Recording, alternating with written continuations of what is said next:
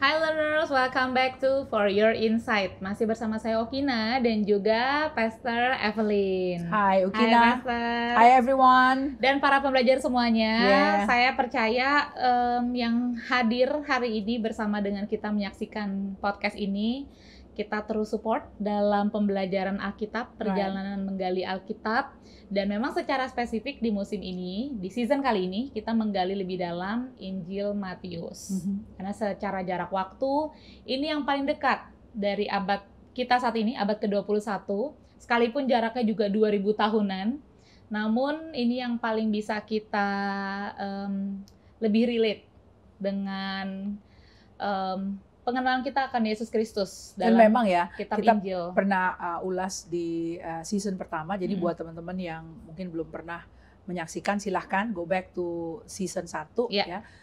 Dan di situ kita memang share bahwa di dalam mempelajari atau membaca Alkitab, kalau orang tanya where do I begin? Ya, aku akan mulai dari mana gitu ya. Kita tahu Alkitab kita ada perjanjian lama dan perjanjian baru. The whole Bible kita perlu baca. Tapi kalau ditanya mau mulai dari mana? Nah, mungkin kita bisa mulai dari perjanjian baru. Ya. Lalu di perjanjian baru juga di mana? Karena ada 27 kan buku dan surat yang ada di sana. Yang mana? Yang berbentuk naratif. Nah, dari yang berbentuk naratif itulah kemudian ada Injil ya, Matius, Markus, Lukas, Yohanes ya. Itu bentuknya naratif. Jadi artinya dengan naratif itu secara konteks kita lebih mudah menyelami, kita bisa melihat runutnya ya. Jadi itu akan menolong buat teman-teman yang baru mulai mau membaca dan mulai mau menggali firman Tuhan. Dan dari keempat Injil, Matius, Markus, Lukas, Yohanes, kali ini kita menggali lebih dalam Injil Matius. Right. Sebelumnya kita sudah menggali Matius pasal yang pertama, itu ada di episode-episode sebelumnya, dan kita juga sempat mengunjungi Matius pasal yang kedua.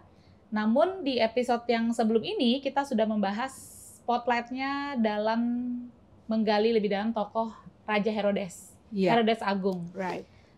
Anda bisa hadir di podcast yang sebelum ini untuk bisa melihat bagaimana sosok Herodes, apa yang terjadi, lalu apa konklusi yang bisa kita dapatkan, pengenalan akan diri kita dan pengenalan akan Tuhan dari mempelajari kehidupan Herodes. Cukup menarik dan sangat menarik kalau menurut saya untuk bisa menggali lebih dalam kehidupan Herodes. Namun kali ini kita tetap di pasal kedua ya, Pastor? Iya. Dan kita akan melihat tokoh-tokoh yang lain yang hadir juga di pasal yang kedua ini. Dan hopefully Anda masih bertahan dalam pembelajaran ini karena dengan hati yang terbuka saya percaya Anda akan menemukan banyak mutiara dan pembelajaran untuk kehidupan Anda pribadi. Ya. Oke, Pastor If, tokoh yang mana yang akan kita soroti kali ini dari Matius pasal yang kedua? Oke, di Matius pasal 2 itu kita akan melanjutkan untuk melihat dari ayat pertama ya. Jadi setelah ada Raja Herodes, jadi di sini konteksnya berbunyi, sesudah Yesus dilahirkan di Bethlehem di tanah Yudea, pada zaman Raja Herodes, datanglah orang-orang Majus dari timur ke Yerusalem. Jadi kita akan melihat sketsa mengenai orang-orang Majus. Ini orang-orang Majus ya, Pastor. Jadi bukan 3 orang Majus. Yes. Saya belum pernah temukan catatan bahwa ada 3. Yeah. Tidak pernah. Jadi ini orang-orang Majus dan sepertinya memang dalam jumlah yang banyak ya. Iya, ya, yang sudah pasti begini, dia bukan 1 orang. Ya. Ya, dan juga bukan 3. Betul. Ya, karena konteks bahasa Indonesia menggunakan jamak. Ya, jadi di sini orang-orang. Jadi sudah pasti lebih dari 1, tapi juga tidak bisa dibilang 3. Gitu. Jadi kalau begitu berapa banyak? Ya, kita tidak tahu berapa banyak. Yang pasti ini jumlahnya lebih dari 1 dan tidak juga 3. Karena tidak ditulis 3. Memang tercatat ada 3 jenis. 3 jenis. Benda yang dibawa oleh mereka. Ya. Tapi secara jumlah bukan 3 orang. Ya. Nah, kita coba mau menyelami dan traveling back in time ya, untuk juga bisa melihat konstruksi dari kondisi dan kehadiran dari orang-orang Majus ini yang dikatakan mereka datang dari timur. Ya, beberapa ahli menuliskan pandangan dan pikiran mereka yang dimaksud timur ini dari mana, gitu ya. Dan kok bisa ada orang non-Yahudi datang dari tempat lain dari lokasi yang katanya dari sebelah timur, Timurnya apakah ini dari Yerusalem. sebelah timur Yerusalem? Silakan bisa diperiksa di peta, atau timurnya ini merujuknya seperti apa. Namun sudah pasti orang-orang ini adalah non-Jewish, Ya. orang non-Yahudi, dan mereka melakukan perjalanan. Ya. Kalau dikatakan perjalanannya seberapa jauh, ya, kita bisa merekonstruksinya seperti ini. Kata di sini sesudah Yesus dilahirkan. Itu ada kata sesudah Yesus dilahirkan, berarti from the time of his birth, right? Lalu kita melihat keterangan bahwa kami telah melihat bintangnya di timur, ya. Jadi pada saat Yesus dilahirkan atau mungkin menjelang Yesus dilahirkan, para orang Majus ini yang nanti kita akan selami, mereka telah melihat bintangnya dari timur, ya. Lalu kemudian itu kan timeline yang pertama ya, kita kasih titik di situ, ya. Lalu kemudian titik keduanya di mana kan gitu, supaya kita bisa melihat fase perjalanan seberapa jauh, ya. Nah, titik yang keduanya kita temukan adalah pada saat orang-orang Majus itu tidak memberitahu kepada Herodes, Herodes kemudian menitahkan untuk mengeksekusi mati anak-anak yang usianya 2 tahun ke bawah. Berarti prediksi usia Yesus pada saat titah itu dikeluarkan adalah kurang lebih 2 tahun. Nah, tadi mereka melihat bintangnya kan? Bintang. Jadi itu mungkin titik start perjalanan mereka.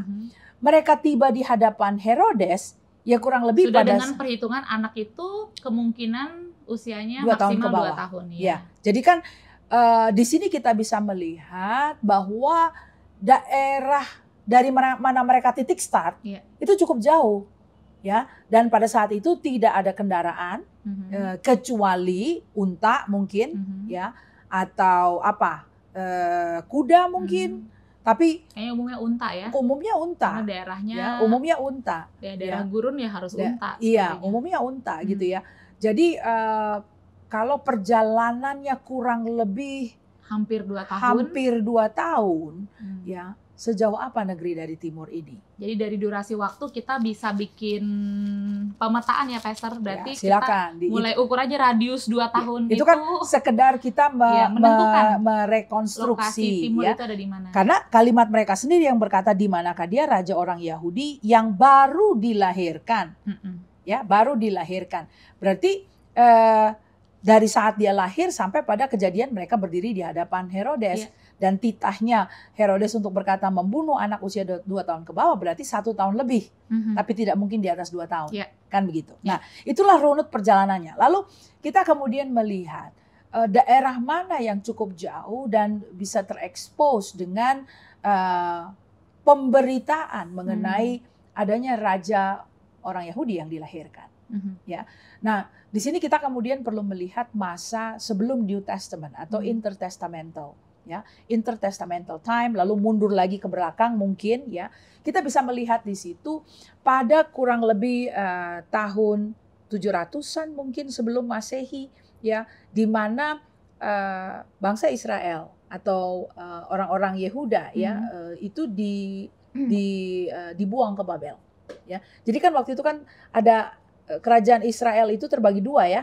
Setelah putra dari Salomo memerintah, ya ada utara dan selatan, ya. Jadi kerajaan atau the Northern Kingdom itu isinya 10 suku Israel. 10 suku Israel.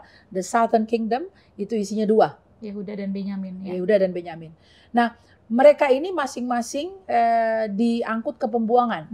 Ya, do you recall the Northern Kingdom itu diangkut pada masa pemerintahan penjajahnya adalah Assyria, Syria. Kemudian yang selatan Babel. Ya. Jadi pada saat mereka diangkut ke pembuangan, khususnya the Southern Kingdom, ya, itu ada beberapa kali episodenya, gitu ya, diangkut berapa ribu, dan yang diangkut di situ adalah para pemikir-pemikir kaum cendekia, artisan, itu mereka yang diangkut, gitu, sehingga yang tertinggal sebetulnya adalah kalangan apa ya, kalau dibilang yang terpelajar itu yang diangkut. Yang memang ya Ya. Memang sudah ada maksud ya. Tentu ada orang maksud. dengan skill tertentu yang diangkut di ya, dalam tentu ada maksud gitu ya. Nah, jadi kalau kita mau fokus perhatiannya kepada the Southern Kingdom gitu kan, itu memang para cendekiawannya yang diangkut gitu ya, pemikir-pemikirnya, orang-orang pandai dan cermat itu diangkut. Kita bahkan menemukan catatan kitab Daniel ya, bagaimana ada Sadrak, Mesak dan Abednego. Ini adalah orang-orang yang cemerlang ya, yang tidak mau mencemari dirinya dengan the goodies ya, the delicacies dari meja raja ya. Dalam pertanyaan itu sebenarnya ada apa sih di meja raja sampai mereka nggak mau ikut makan gitu ya. Jadi mereka masih menjaga adat istiadat, kepercayaan atau iman mereka untuk tidak mencemarkan mereka dari apa yang dimakan. Jadi mereka tidak mau ya, mereka tidak mau makan dari mejanya raja dan mereka minta dikasih sayur-sayur raja gitu ya. Dan kemudian waktu diuji ternyata mereka 10 kali lebih sehat dan 10 kali lebih gemuk, 10 kali lebih cerdas. Lebih sehat, lebih cerdas ya. Iya, makanya jangan lupa makan sayur dan buah. Makan sayur dan buah. Sayur dan buah. Nah anyway, para cendekia ini yang dibawa ke sana dan kita melihat kata yang digunakan majus atau magi ya di dalam konteks Matius pasal yang kedua sebetulnya juga adalah kata yang sama yang digunakan untuk mendeskripsikan seperti apa Daniel itu pada masanya in the kingdom of Persia ya, in the Persian kingdom. Jadi ini adalah Kerajaan Babel. Ini adalah ahli-ahli ya, perbintangan, orang-orang yang bisa orang-orang pandai yang bisa memecahkan teka-teki ya, bisa sangat bijak untuk ya all of these things kan. Mereka bermimpi dan menerjemahkan mimpi yang seperti itulah. Nah, itu adalah istilah. Jadi kalau kita mau lihat majus itu apa sih? Nah, kita bisa lihat coraknya atau sketsanya itu di zamannya Daniel. Nah, mereka itu disebutkan adalah orang-orang majus itu. Magi gitu ya.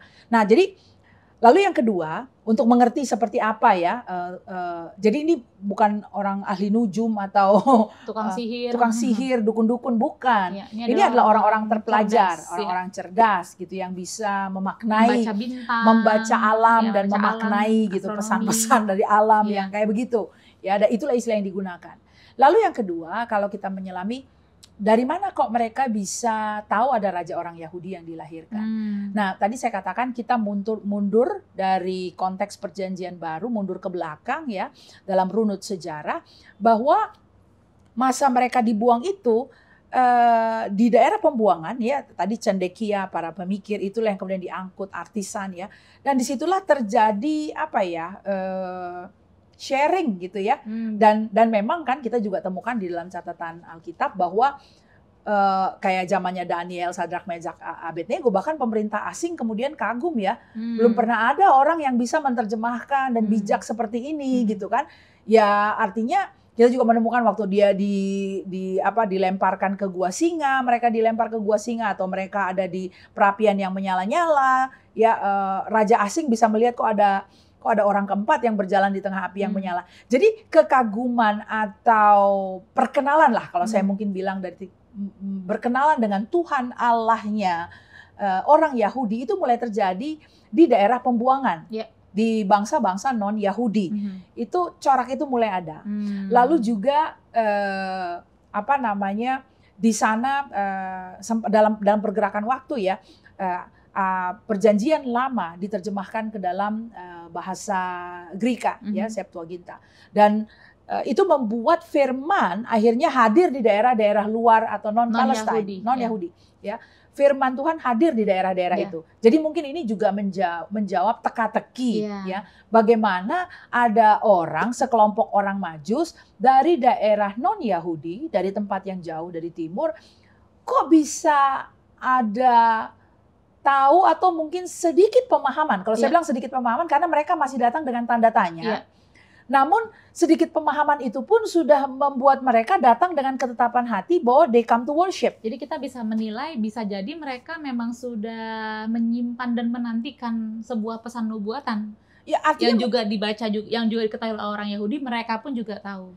Iya, tahu dan tidak tahu gitu ya. Jadi artinya kalau dibilang do they have the full knowledge, they may not be. Tidak the full knowledge. Tapi even though tidak the full knowledge, it's enough. That little thing that they have, it's enough to move them. Ya kan?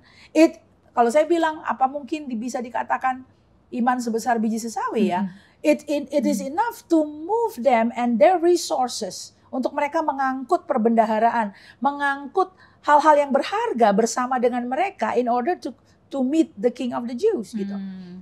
Mereka nggak perlu aku mesti tahu total gitu.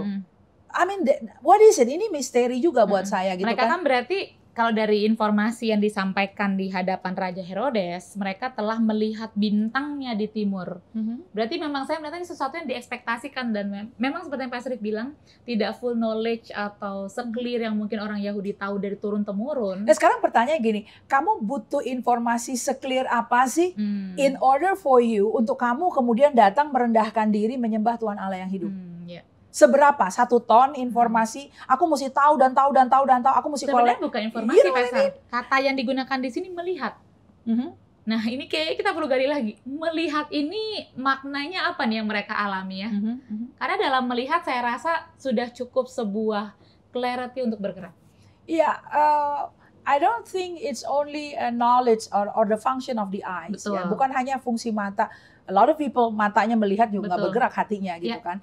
Jadi artinya something happen deep within them. Karena hanya sesuatu yang cukup dalam yang bisa menggugah seseorang untuk bergerak. Betul. Ya kan? Dan ini tidak hanya sekedar bergerak. Ini pada zaman itu, in order for you to travel, ya, untuk melalui perjalanan itu nggak semudah sekarang gitu ya. Kalau kita mungkin dari Jakarta mau ke Sentul, dari Jakarta mau ke Bogor, atau mau ke Bandung, I mean, you just hop in your car, masuk ke mobil dan asal bensinnya ada, udah jalan gitu loh. Pakai tol lebih enak kan gitu kan. Tapi pada zaman itu, untuk berpindah dari satu tempat ke tempat lain, itu bisa saja harus melewati padang gurun. Betul. Bisa melewati perompak, ya, pencuri, tidak ada listrik, tidak ada penerangan. Jadi benda penerang berbahaya dan sangat beresiko. Right? And to calculate all of that risk bisa membuat orang tuh jadi lemah iman gitu loh. Udah mending nggak jalan deh gitu kan. So, but these people, this group of people, orang-orang Majus ini, I believe mereka calculate the risk karena akhirnya tiba kan. Dan mereka memutuskan berangkat on a knowledge yang juga belum komplit. Makanya mereka tiba di Yerusalem dan masih nanya, di mana gitu kan? Kami sudah lihat bintangnya di mana kan gitu. Dan oke, itu yang pertama. Yang kedua, untuk mereka berjalan jauh ya, pada saat itu nggak senyaman sekarang ya. Kita kalau berjalan dari sini ke Bandung ada berapa banyak kita hitungnya itu rest area buat isi bensin, buat makan. Jadi tangki bensin penuh, tangki bensin Kampung Tengah juga penuh gitu kan. Mau ke toilet juga ada gitu. Itu tidak se-convenient itu gitu ya. Jadi artinya mereka waktu berangkat, wah banyak sekali yang dibawa. Mau di mana tinggalnya? Mereka harus bawa tenda. Ya udah pasti mesti bawa tenda. Baju ganti, makanan, konsumsi. Mereka harus bawa logistik. Ya. Nah artinya orang-orang Majus ini berangkat tidak hanya mereka, kaum cendekia dan memang para pemikir itu dan ahli-ahli perbintangan itu, tapi mungkin juga asisten-asisten, kru pikul ya, orang-orang yang ngangkut, yang mungkin penjaga-penjaga. Benda yang dibawa apa dulu dong, Pastor? Right. Menjaga keselamatan juga mereka membawa tempat perbendaharaan mereka, yang membawa emas, kemenyan, dan mur. Ini adalah komoditas mahal pada zaman itu. Jadi sudah beresiko, perjalanan jauh. Tentu nggak cuma kalangan cendekia itu, ya harus ada tuh para penjaga-penjaganya, orang-orang, kru segala macam. Jadi ini adalah perjalanan panjang dan rombongan besar yang membuat kota Yerusalem pada saat itu cukup gempar dengan kehadiran orang-orang asing ini. Gitu ya. Nah itu sketsanya. Jadi Pastor bisa dipastikan orang-orang Majus ini berarti bukan orang-orang kerajaan ya? Karena juga ada yang bilang apa ini raja? Oke, ada interpretasi bahwa ini ada dibilang 3 kings from the east gitu kan. Nomor 1 bukan 3. Tapi kalau dibilang raja, nah, you know, for a king to come to another kingdom, berarti kursi tahta pemerintahan kosong di sini, ya kan? The seat of power is kosong, and it is not commonly done seperti itu. Jadi bisa terancam kudeta kalau kursi pemerintahan, tampuk pemerintahan kosong gitu kan. Jadi yang ada juga nggak mungkin raja yang berangkat. Gitu kan, nggak bisa. There is not a king facing King Herod menyampaikan bahwa ada raja lain. It's not like that gitu ya. lebih memungkinkan kalau kita merekonstruksinya sebagai mereka adalah kaum cendekia atau ahli-ahli perbintangan gitu ya. Itu yang berangkat, bukan dengan bahwa mereka berposisi raja gitu ya. So make sense kan semuanya. Betul. Ini konteks ini gitu ya. Nah lalu itu tadi sketsa mereka, jadi bisa didalami, kita melihat, right? Nah kemudian karena pengetahuan mereka terbatas, mereka mengajukan pertanyaan. Jadi di sini kita akan juga menyelipkan tokoh berikutnya yang kita akan selami, yaitu ayat yang ketiga. Ketika Raja Herodes mendengar hal itu, memang dia terkejut ya, ia beserta seluruh Yerusalem. Ayat keempat, apa yang dilakukan Raja Herodes? Maka dikumpulkannya semua imam kepala dan ahli Taurat bangsa Yahudi untuk dimintanya keterangan dari mereka di mana Mesias akan dilahirkan. Ini adalah sekelompok orang yang diekspektasikan memiliki keterangan komplit. Betul. Dan informasi komplit. Dari episode sebelumnya kita ya jadi bisa cukup memaklumi ya bahwa Herodes tidak punya pengetahuan itu karena dia bukan orang Yahudi. Dia tidak grew up with the scripture. Gitu ya. Dia adalah orang Idumea.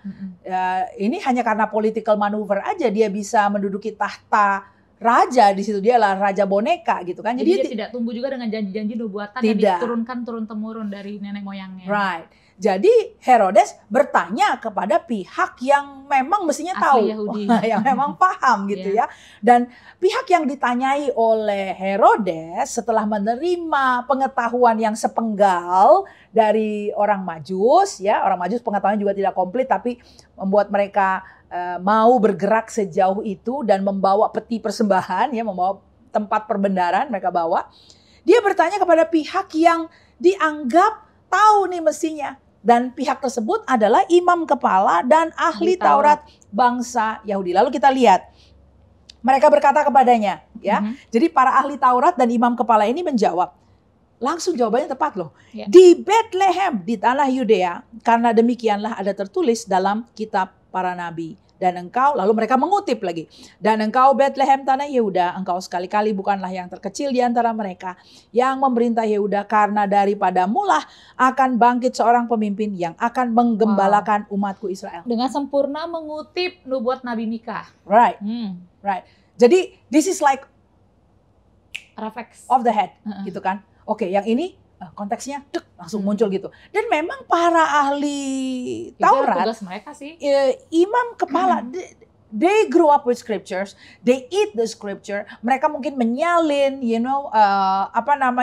dan memperkatakan, mendiskusikan setiap hari. Jadi ini menginterpretasikan. Kejadian ini ada nubuatnya, kejadian ini begitu Ki. Ya, jadi mereka langsung bilang betul di Bethlehem.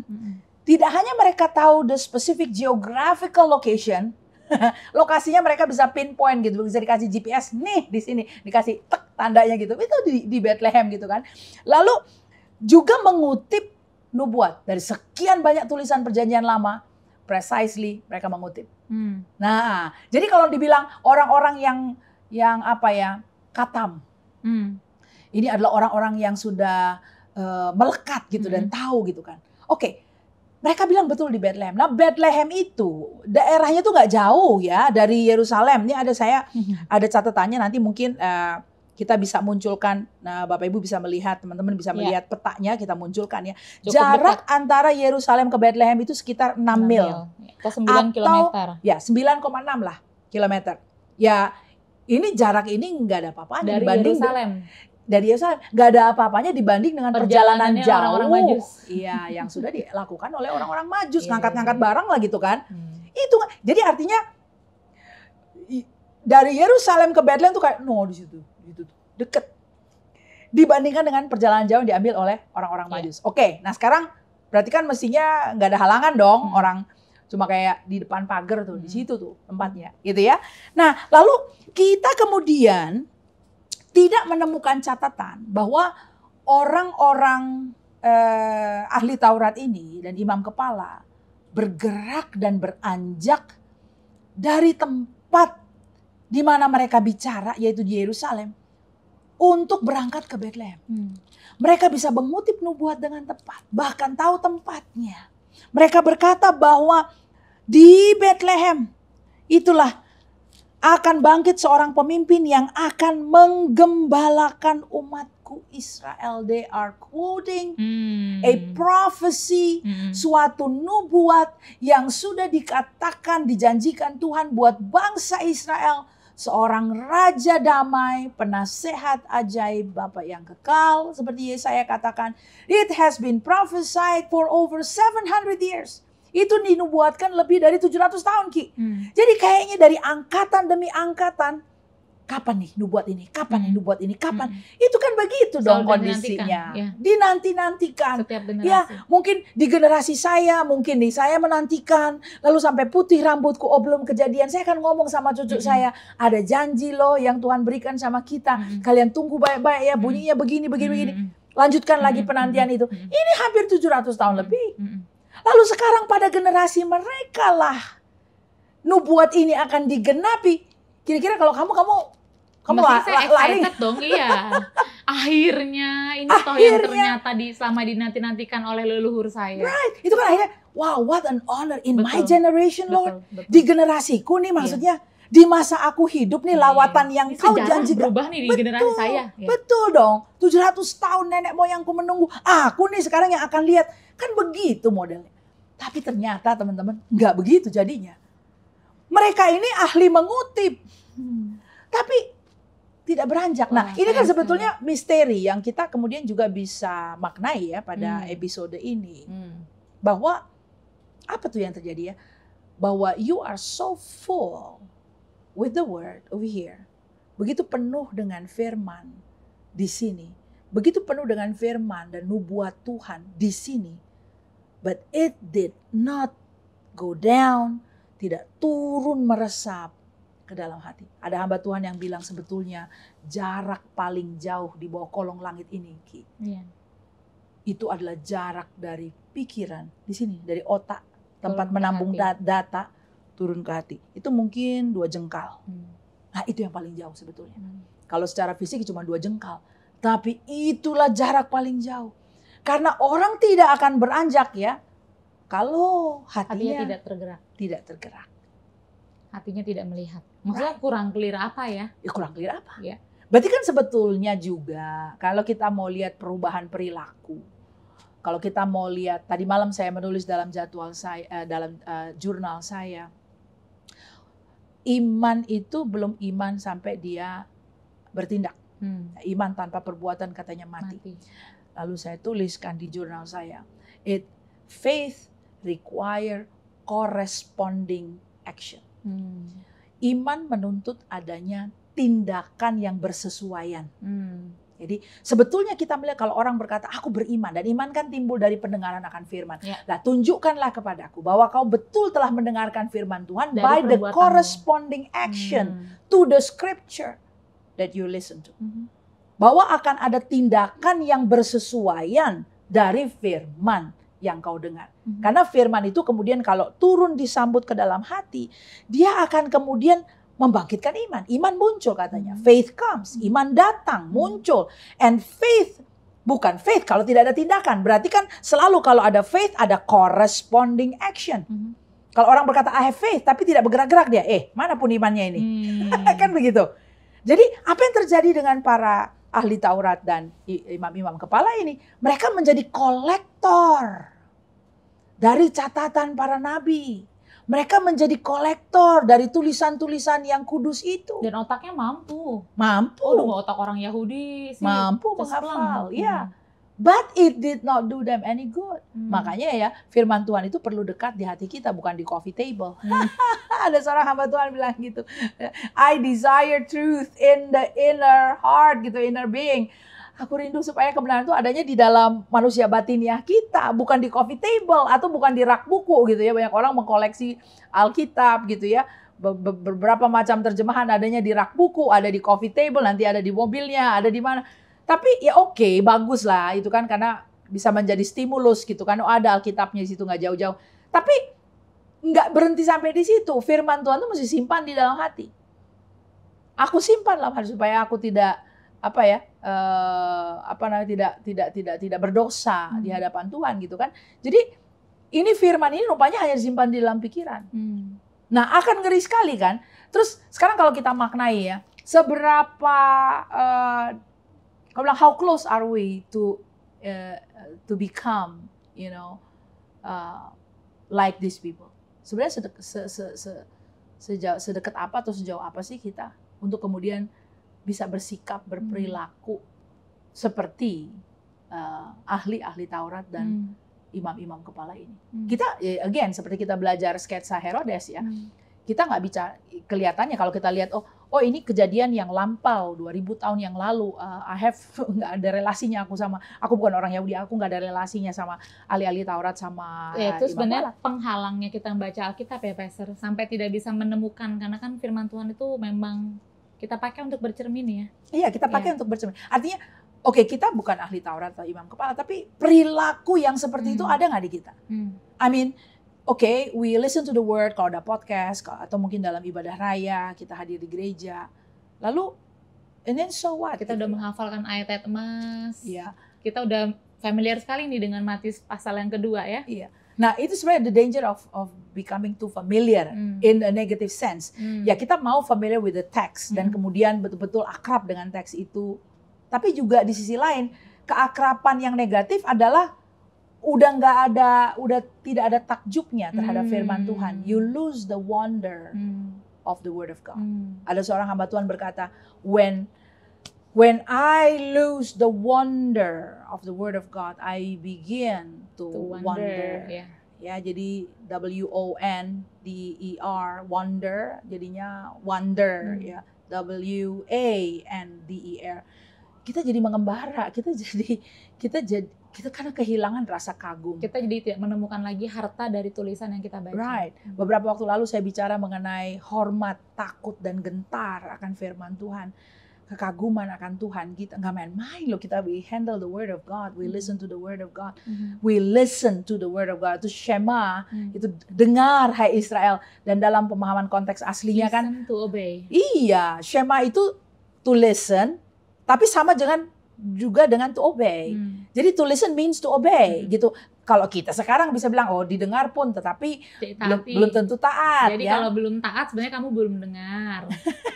Itulah artinya. Iya, jadi itu Shema tuh. To listen means to obey. Ya, mendengar artinya taat. Tapi bagaimana ya kalau sudah tidak ada takjub, tidak ada hormat, tidak ada takut dan gentar akan firman Tuhan. Seperti ini. Kita jadi kehilangan hal-hal yang istimewa, hal-hal yang sebenarnya penting. Ya. Dan kita jadi miss itu semua. Ya, dan ini refleksi kita ya untuk orang-orang ahli Taurat, imam kepala ini. Silakan teman-teman juga di rumah bisa merefleksikan, have we become one of these?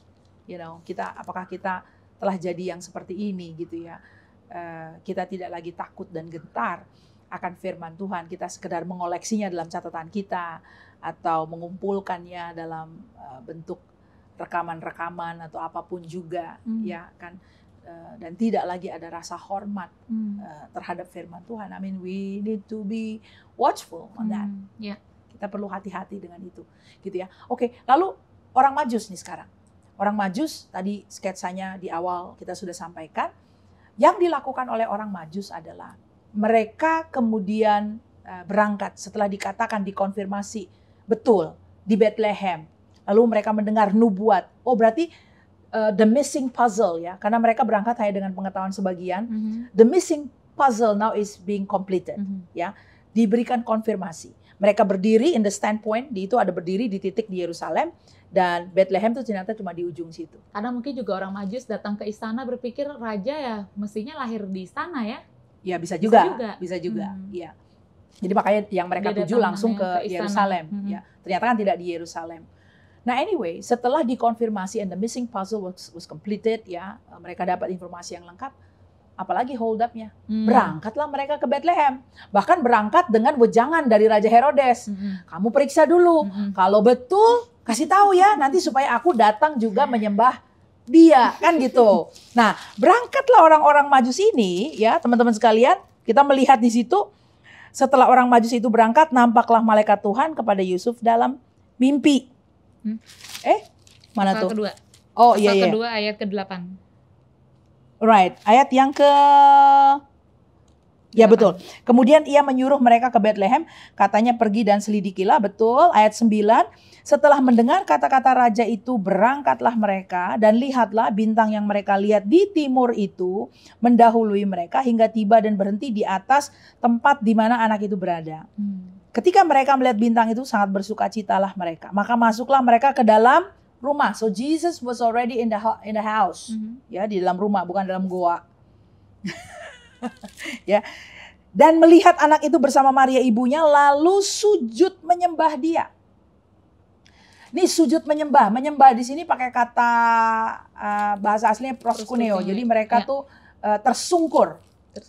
Tersungkur, dan ini adalah sikap atau gestur menghormati dignitaries, ya. Jadi kalau kamu datang menghadap raja pada zaman itu, you will do this gesture. Kamu tersungkur. Jadi nggak ada tuh kita berdiri menghadap raja, kita berdiri. Nggak bisa kita berdiri menghadap raja, ya. Tidak cukup berlutut. Kamu tersungkur. That is a gesture to honor the king. Pada raja palsu tidak dituliskan sih orang-orang Majus ini menyembah. Tidak ada tulisannya, ya.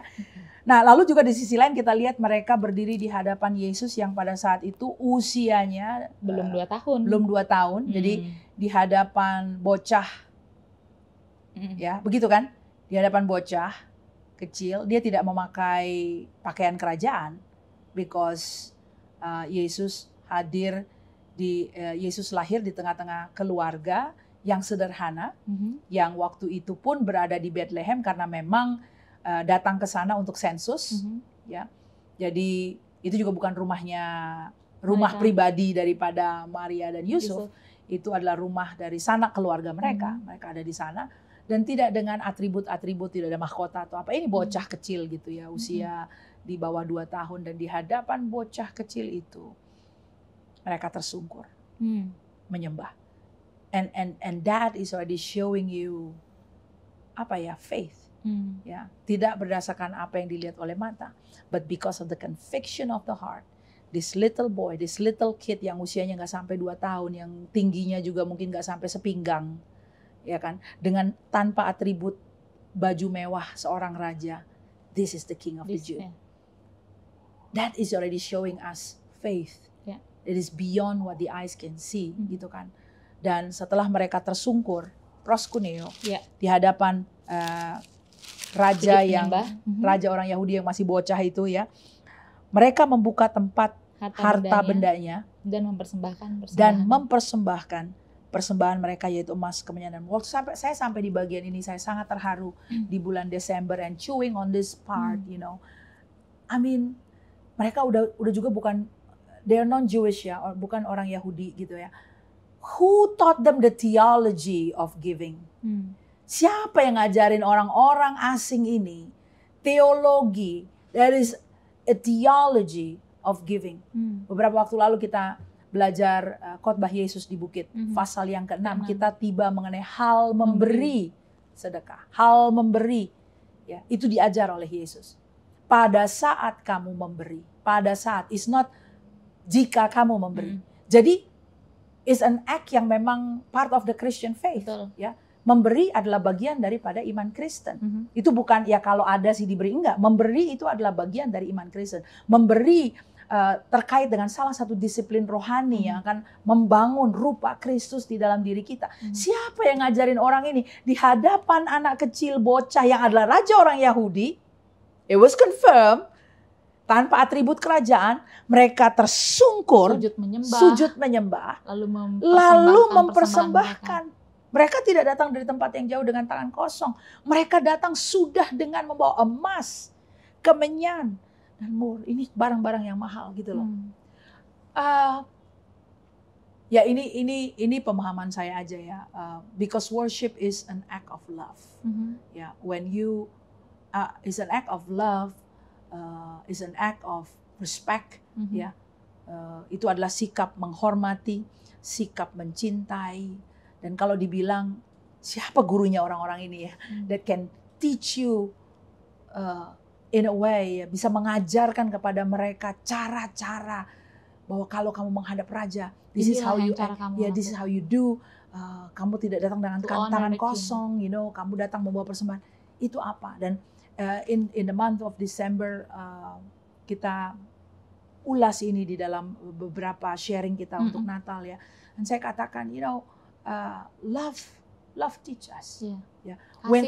Kasih itu mengajar. Maksudnya begini, when you love somebody, nggak perlu lo ada 1, ikut kelas, 2, 3 ikut kelas atau minta diajarin. Iya, lalu begini, ini boleh nggak? Aku gini boleh nggak? Ya itu pantang sih dalam mencintai. Ini boleh nggak? Ini nggak boleh ya. Jadi gimana nih? Ini aku boleh nggak begini-gini? It's not like that. When you love that love, mungkin itu cinta monyet.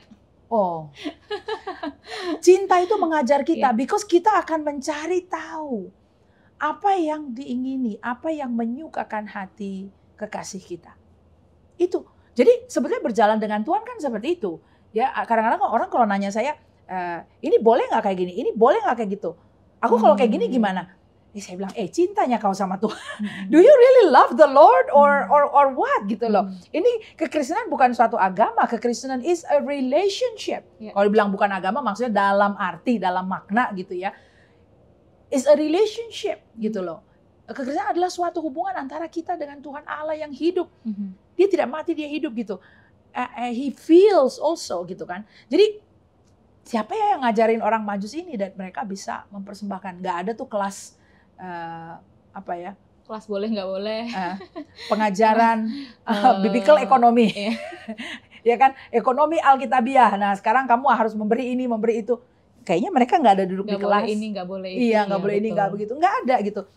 The heart that honor and respect the Lord, hati yang mencintai Tuhan will know what to do. Karena cinta itu akan mengajari kita. Apa yang menyenangkan orang yang kita kasihi. Yang menyenangkan orang yang kita kasihi. Ya. Jadi di titik ini kita bisa refleksi juga, kita bisa bercermin gitu ya. Sejauh mana, sedalam mana kita mengasihi Tuhan. Kalau akhirnya setelah 10 tahun atau setelah 15 tahun berjalan mengiring Tuhan, kita kemudian kok malah jadi tiba di titik yang ini boleh nggak, ini nggak boleh, ini boleh. Iya. Itu menurut saya jadi ada kemunduran kita ini. Boleh makan ini nggak, boleh minum ini nggak, yang ini boleh nggak? Aku boleh pergi nggak ke situ? Aku boleh nggak ke sana?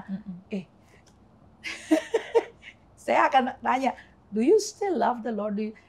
Dan love ini bukan love yang picisan ya. There is this reverence, fear of God. Ada cinta yang menghormati, yang takut akan Tuhan, gentar akan firman-Nya. Dan saya rasa itu yang di generasi kita saat ini perlu direstorasi. We need to go back to our first love. Kita perlu kembali kepada kasih mula-mula.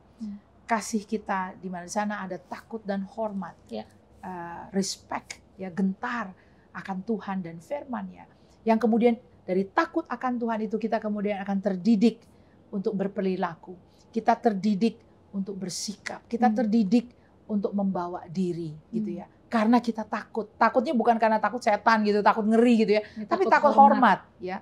Holy reverent. Hormat karena tidak ingin melukai perasaan Tuhan. Amen. Right. Wah, ini banyak sekali ya dan dalam, Pastor. Saya pun sendiri merefleksikannya.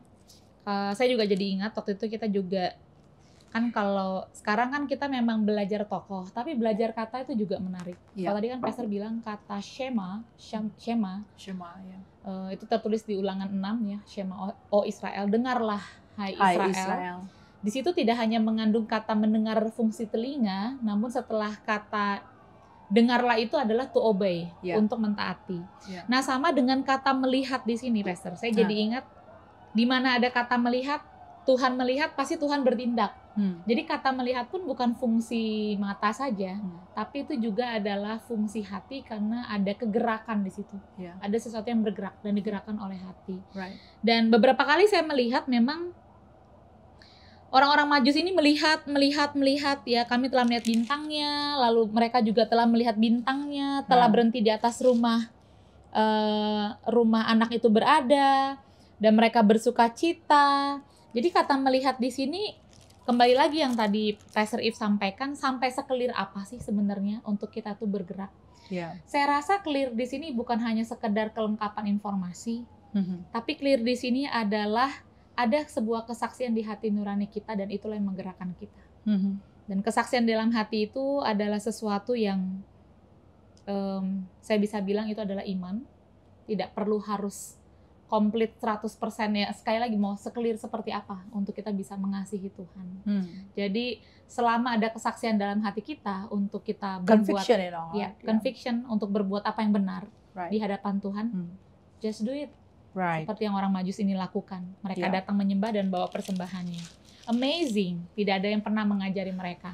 Mereka tidak lahir dari keluarga Yahudi yang secara turun-temurun mereka disampaikan the promise of the long-awaited king, kehadiran raja. Ya kan itu kalau keturunan Yahudi kan pada saat kamu duduk, pada saat kamu berdiri, pada saat kamu berbaring, pada saat kamu berjalan. Itu udah ratusan tahun. Gitu, Ini orang-orang Majus dari timur yang sama sekali tidak kenal asing dengan Tuhannya orang Yahudi, Tuhannya orang Israel. Tapi kok bisa mereka tahu apa yang harus mereka perbuat? Karena mereka melihat. Ya. Oke, ini adalah akhir dari episode kita yang kali ini. Banyak hal memang yang tadi kita ulas mengenai clarity, mengenai love teaches, mengenai melihat. Kita tidak bisa melihat sampai kita bertindak, kita tidak bisa bertindak sampai kita melihat. Kalau belum bertindak berarti belum lihat. Nah, kira-kira seperti itu ya persamaannya. Jadi kalau belum tergerak berarti belum melihat. Tapi kan tahu, tapi belum bergerak, berarti belum melihat. Berarti belum ada conviction yang menggerakkan hati nurani kita. Dan saya berdoa firman Tuhan ini menjadi penggerak untuk hati nurani kita melakukan yang benar di hadapan Tuhan. And remember, love teaches, kasih itu mengajar. Dan saya berdoa, mulai hari ini, kita buka diri kita untuk diajar oleh Tuhan, bagaimana mengasihi Tuhan dan mengasihi orang-orang di sekitar kita. Dan kita akan kembali lagi di episode selanjutnya masih dalam pembahasan penggalian lebih dalam Injil Matius. Sampai jumpa.